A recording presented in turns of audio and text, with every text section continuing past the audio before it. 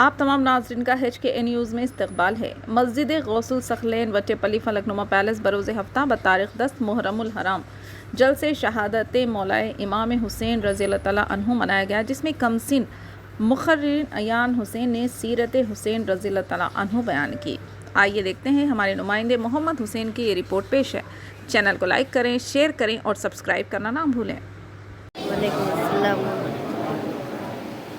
حضرات، میں ایک ایسی نادر روزگار اور عظیم المرتبت شخصیت کا نام لینے جا رہا ہوں جس کا نام سننے کے لیے تڑپتے دل اور اشک بار آنکھوں کی ضرورت ہے، جسے چرخ کہن نے کبھی علی المرتضیٰ کے کاندھے پر دیکھا، کبھی حضرت فاطمہ الزہرا کی گود میں، جسے کائنات نے کبھی نانا کی کملی میں دیکھا، کبھی تیغ و تبرع سنان نیزوں اور انیوں کے درمیان تلواروں کے سائے میں، پرچیوں کی نوک پر جس نے اپنا سب کچھ لٹا کر ناموں سے مصطفیٰ علیہ کی تقیت الثنا کو بچایا ہو اور بقار اسلام کو عزت بخشی ہو، جو مر کر امر ہو گیا اور جس کے خون کو کربلا کی ریت نے جذب نہیں کر دیا، بلکہ وہ آج بھی اسلام و مسلمان کے چہروں پر غضب و سرخی کا کام کر رہا ہے، وہ ہے میرا اور سب کا حسین اعظم۔ اب کلیجہ تھامیے اور ایک ایسا مسافر جو امیر کاروان تھا، اس کی داستان غم سنیے۔ الحمدللہ وکفی وسلام علی عبادہ الذین اصطفی۔ اعوذ باللہ من الشیطان الرجیم، بسم اللہ الرحمن الرحیم۔ یا ایھا الذین آمنوا استعینوا بالصبر والصلاة ان اللہ مع الصابرین ولا تقولوا لمن یقتل فی سبیل اللہ اموات بل احیاء ولکن لا تشعرون۔ صدق اللہ العظیم وصدق رسولہ النبی الامین المبین المکین الکریم۔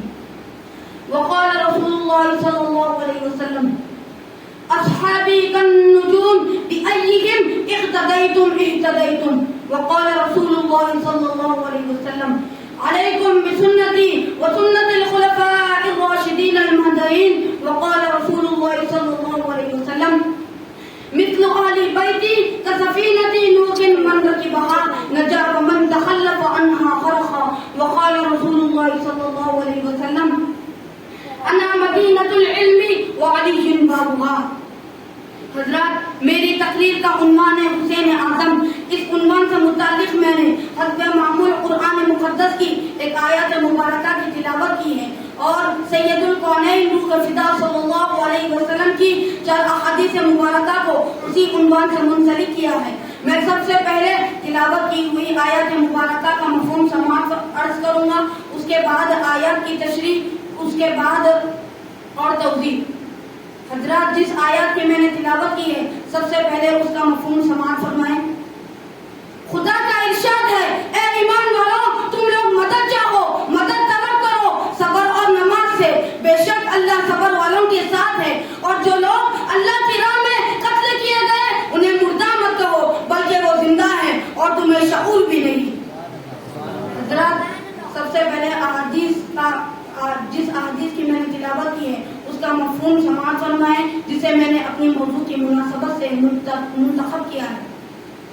سرکار دو عالم صلی اللہ علیہ وسلم نے ارشاد فرمایا کہ میرے صحابہ کی مثال ایسی ہے جیسے ستارے، ان میں تم جن کی اللہ سے پیروی کرو گے ہدایت ہی ہدایت پاؤ گے۔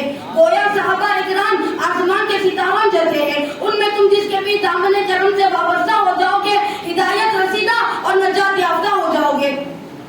اور سرکار اہل بیت اطہار رضی اللہ تعالیٰ عنہم کے بارے میں ارشاد فرماتے ہیں کہ میرے اہل بیت کی مثال کشتی نوح جیسی ہے، یعنی جس طرح جو لوگ کشتی نوح میں بیٹھے وہ سلامت رہے اور پہنچ گئے، اور جو لوگ اس میں نہ بیٹھے وہ غرقاب ہوئے، ڈوب گئے۔ اسی طرح میرے اہل بیت کی مثال ہے: جو ان سے لگا لپٹا رہے گا، ان کے نقش قدم پر چلے گا، وہ دین و دنیا کے عالم و مسائل، عذاب و عذاب سے بچ جائے گا، اور جو ان سے کترا گیا اس کے لیے خسران اور گھاٹے کے سوا کچھ نہیں۔ حضرات، گویا جو کلمہ کو ہدایت و نجات کا متمنی ہے وہ صحابہ اکرام اور اہل بیت اطہار دونوں کی عقیدت سے اپنے دل کو معمور رکھے گا اور ان لوگوں کی رضا کو اپنی رضا سمجھے گا، اور اس میں دین و دنیا کے عالم و مسائل، عذاب و عذاب سے بچ جائے گا۔ حضرات، ان کے نقش قدم کو نشان راہ بنائے۔ اس طرح کا اعتدال اگر کہیں مل سکتا ہے تو وہ صرف مذہب اہل سنت ہے، جس میں صحابہ اکرام اور اہل بیت ارتھات دونوں کی عقیدت و محبت کو جزو ایمان سمجھا جاتا ہے۔ دل کو تھاما ان کا دامن تھام کے، دل کو تھاما ان کا دامن تھام کے، ہاتھ اپنے دونوں نکلے کام کے۔ حضرات، ہمارے ہاتھ میں دامن صحابہ بھی ہے اور دامن اہل بیت بھی۔ ہم صحابہ اکرام اور اہل بیت ارتھات دونوں کی عقیدت و محبت میں ہوائی نفس یا تاریخی چکر کے قائل نہیں۔ خواہ وہ جنگ جمل ہو یا جنگ صفین، حضرت علی المرتضیٰ اور حضرت عائشہ صدیقہ رضی اللہ تعالیٰ عنہ کا اختلاف ہو، یا حضرت امام حسین یا حضرت امیر معاویہ رضی اللہ تعالیٰ عنہما کا اختلاف ہو، اور ان کی مصلحت بینی نہ تو ہم ان حضرات کے حکم ہیں اور نہ ثالث، اور سچ پوچھو تو یہ ہمارا منصب بھی نہیں ہے۔ آخر یہ سر کا کیسا سودا ہے کہ سارے اختلاف نہیں حل کر لیے جائے۔ ایسے حادثات و معاملات جہاں عقیدت کی آہنی دیوار میں شگاف آنے کا اندیشہ ہو تو احادیث مبارکہ کو حکم و ثالث ماننے کی بجائے ہم ترازو لے کر کیوں بیٹھ جائیں؟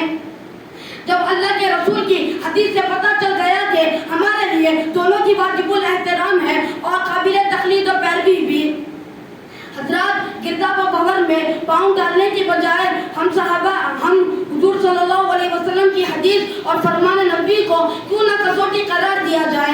ہم اہل سنت اور اصحاب النجوم اور مثل اہل بیت کی سفینتی کے ہوتے ہوئے اگر تاریخی روایات میں شگاف آنے کا اندیشہ ہو تو ہم کیا کچھ نہیں کر سکتے؟ حضرات، میں اپنی تقریر کا یہیں پہ اختتام کرتا ہوں۔ اللہ پاک ہمیں کچھ کہنے، کچھ سننے سے زیادہ عمل کرنے کی توفیق عطا فرمائے۔ وما علینا الا البلاغ۔